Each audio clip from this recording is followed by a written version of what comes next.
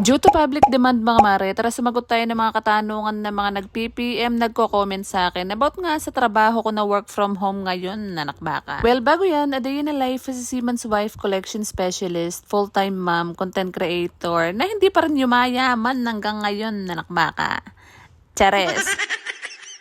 Kaka-out ko nga lang sa 9 hours na duty ko mga mare at nagutom nga ako. Kaya ininit ko na nga tong paksiw para naman makapag-almusal tayo bago ko ikwento sa inyo kung ano nga talaga yung tinatrabaho ko dito sa bahay. Sobrang dami kasi nagtatanong mga mare, mapa Facebook, TikTok, Messenger, ano ko. Nag-PPM pa yan sa akin para lang itanong kung ano nga yung trabaho ko at kung hiring pangaraw kami. Pagpasensya nyo na nga kung hindi ko kayo ma-replyan lahat dahil tinitignan ko naman yung mga resume nyo na mga sinasend nyo sa akin. Ang kaso nga lang, 9 months talaga pataas yung kailangan nilang experience. Dapat yung experience nyo mga mare ay yung collection or sales na talagang nagko-collect talaga kayo ng mga utang ng mga Amerikano na nasa US. Yun talaga yung tinatrabaho namin eh. Kumbaga dito sa Pilipinas mga mare, kami nga yung third party collection agency o yung mga naniningil ng utang, yung mga credit cards, yung mga loans na mga hindi na nagbabayad na mga taon na 5 years, 10 years, 15 years. Ganun. Sobrang nakaka-drain siya mga mare, nakakapagod, nakaka-stress. Kaya kung minsan hindi na talaga ako nakakapag-upload ng mini vlog ko araw-araw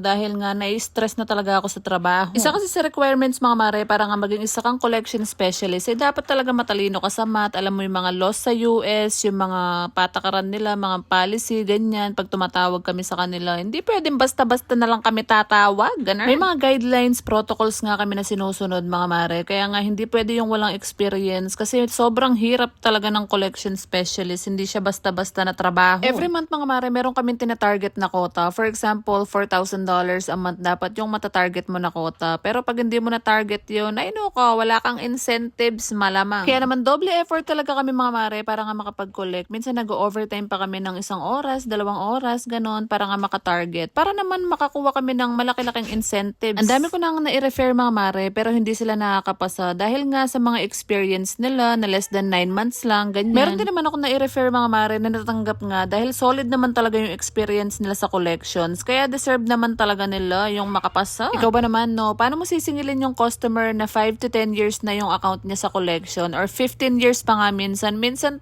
years na, naksyota. Sobrang tagal nga mga mare, nakakalimutan na nila yung utang nila. Kaya nga minsan sobrang hirap nilang singilin. Kaya dapat talaga may experience talaga sa collection. Yung mga hinahire ni Unifin, ganun. Kaya naman naiintindihan nyo naman siguro ko mga mare kung minsan hindi ako nakakapag-upload ng mini vlog. Pagpasensyahan nyo na talaga ako, naksyota.